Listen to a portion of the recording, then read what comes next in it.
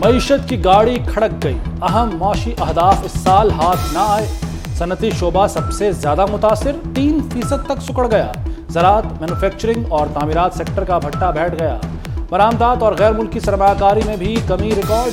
Dollar کی بلند پرواز سے زر مبادلہ کے ذخائر کم ہوتے گئے۔ مہنگائی 29% تک جا پہنچی۔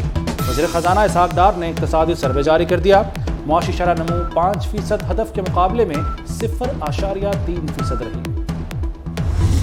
کہ جب میں آیا تھا تو کئی لوگ مجھے پوچھ رہے تھے آپ نے تو کہا 200 روپے ڈالر 200 کا نیچے آئے گا۔ یس، آنا چاہیے تھا۔ اس وقت real effective exchange rate was 197، 217 تک آیا۔ پتہ نہیں کون سے ہڈن ہینڈز ہیں کہ میں واشنگٹن جاتا ہوں تو اس کی ٹرینڈ کو ریورس ہو گیا اس ملک میں۔ Exports, equity, empowerment, environment and energy, E Pakistan یا 5 E's، تو بیسیکلی یہ ہمارے 5 ہمارے ڈرائیونگ ایریاز ہیں، اور اس کے حوالے سے ہم نے یہ جو اپنا روڈ میپ اگلے سال کا بنایا ہے، ہماری کریڈیبلٹی اور روڈ ہو چکی تھی۔ لوگ ڈالر اور سونے میں رقم محفوظ نہ کریں، اس کا فائدہ نہیں ہوگا۔ وزیر خزانہ اسحاق ڈار کا مشورہ، کہا ہماری کرنسی انڈر ویلیو ہے، مصنوعی طور پر ڈالر کی قیمت اوپر ہے۔ ڈالر کی قیمت میں 40 سے 45 روپے کمی ممکن ہے۔ نہ جانے وہ کون سی قوتیں ہیں جو ڈالر کو نیچے نہیں آنے دیتی۔ آئندہ مالی سال میکرو اکنامک استحکام پر کام کریں گے۔ Export, equity, energy, environment, empowerment road map کا حصہ ہے۔ کچھ بھی سستا نہیں ہوگا کیا؟ 6,500 ارب مالیاتی خسارے کا وفاقی بجٹ کل آئے گا۔ تنخواہوں میں 20 اور پینشنز میں 15% اضافے کی تجویز۔ بے نظیر انکم سپورٹ پروگرام کے لیے 430 ارب مختص کیے جائیں گے۔ پیٹرولیم مصنوعات پر لیوی کی شرح مزید بڑھائے جانے کا امکان۔ آئندہ مالی سال میں ملکی آمدن کا تخمینہ 9,200 ارب۔ ایف پی آر ٹیکس محصولات اور نان ٹیکس آمدن کے لیے 2,800 ارب روپے کا ٹارگٹ رکھا گیا ہے۔ IMF کی تمام شرائط پوری کر دیں، معاہدہ نہ ہوا تو کمر کس لیں گے، اپنے پیروں پر کھڑے ہوں گے۔ وزیر اعظم شہباز شریف کا ترک ٹی وی کو انٹرویو، کہا چیئرمین پی ٹی آئی کو 9 مئی کو کرپشن کے سنگین الزامات پر گرفتار کیا گیا۔ ریاست کے خلاف سازش کے ثبوت موجود ہیں، شرپسندی میں ملوث عناصر کو سخت سزا ملے گی۔ ہم آج یہاں اپنی نئی جماعت کا سنگ بنیاد رکھ رہے ہیں۔ پاکستان کو آج ایک ایسی قیادت کی ضرورت ہے جو سیاسی اور سماجی تقسیم کو ختم کرے۔ ہم سب اس لیے آج یہاں اکٹھے ہوئے ہیں۔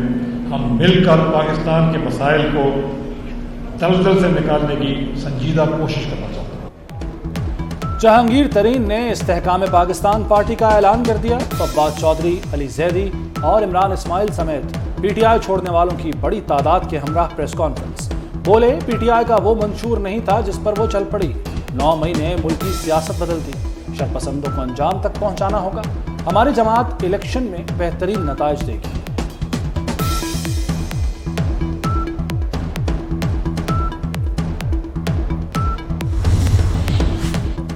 لاہور جناح ہاؤس حملہ اور جلاؤ گھراؤ، خدیجہ شاہ سمیت 13 خواتین کو جسمانی ریمانڈ کی بجائے جوڈیشل ریمانڈ پر 14 روز کے لیے جیل بھیج دیا گیا۔ عدالت نے 31 ملزمان کا 6 روزہ جسمانی ریمانڈ دے دیا۔ محمود الرشید کے مزید جسمانی ریمانڈ کی استدعا مسترد، حکام کے حوالے۔ امریکہ کی چل گئی، سابق آرمی چیف کی نواسی خدیجہ شاہ کو کونسلر رسائی دینے کی منظوری مل گئی۔ وزارت داخلہ نے امریکی سفارت خانے کی درخواست پر منظوری دی۔ وزارت داخلہ کی ہوم ڈپارٹمنٹ کو امریکی کونسلیٹ لاہور سے تعاون کی ہدایت جاری۔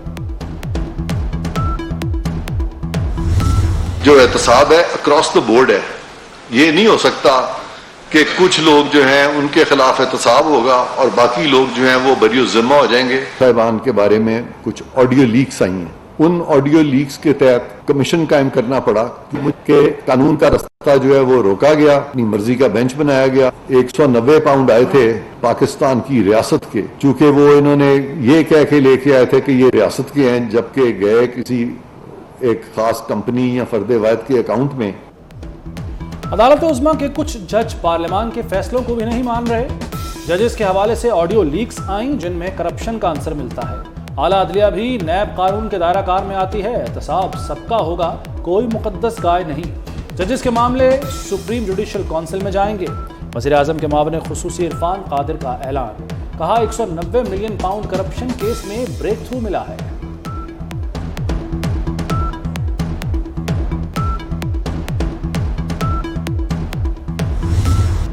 आठ रुकनी बेंच का एक रुकन अलील प्रैक्टिस एंड प्रोसीजर एक्ट के खिलाफ समाअत बगैर कार्रवाई गैर मुइना मुद्दत तक मुलतवी। चीफ जस्टिस की सरबराही में 8 रुकनी बेंच ने समाअत करना थी। बेंच के रुकन जस्टिस शाहिद वहीद की तबीयत नासाजी के बायस समाअत मुलतवी करना पड़ी। सुप्रीम कोर्ट ने प्रैक्टिस एंड प्रोसीजर एक्ट पर हुक्म इम्तना दे रखा है।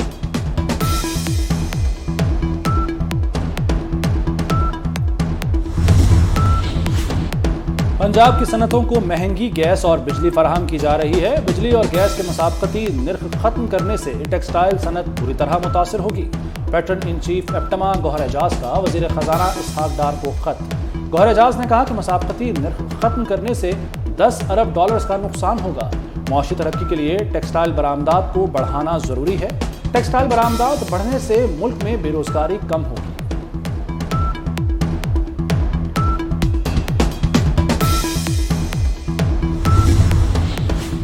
टापी गैस पाइपलाइन मंसूबे के मुआहदे पर दस्तखत। वज़ीर आज़म शहबाज शरीफ की तकरीब में शिरकत। कहा मंसूबे से खित्ते में खुशहाली के नए दौर का आगाज होगा।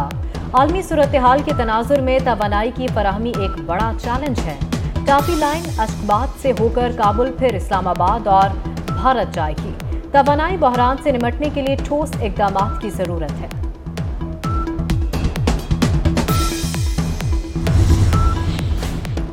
सिंध हुकूमत का किंजर झील को आलमी मयार का सयाहती तफरीह मरकज बनाने का फैसला असरनो तजीनो आराइश का मंसूबा बन गया।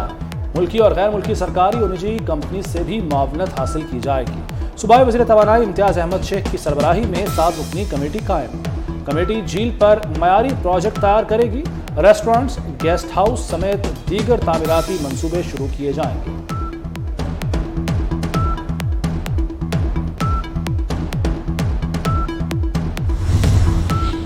Senior member board of revenue की ज़ेरे सदारत इजलास। CEO रूडा इमरान अमीन की ब्रीफिंग। कहा बोटानिकल गार्डन्स की सूरत साइंसी तहकीक के लिए नई जहद हासिल होगी।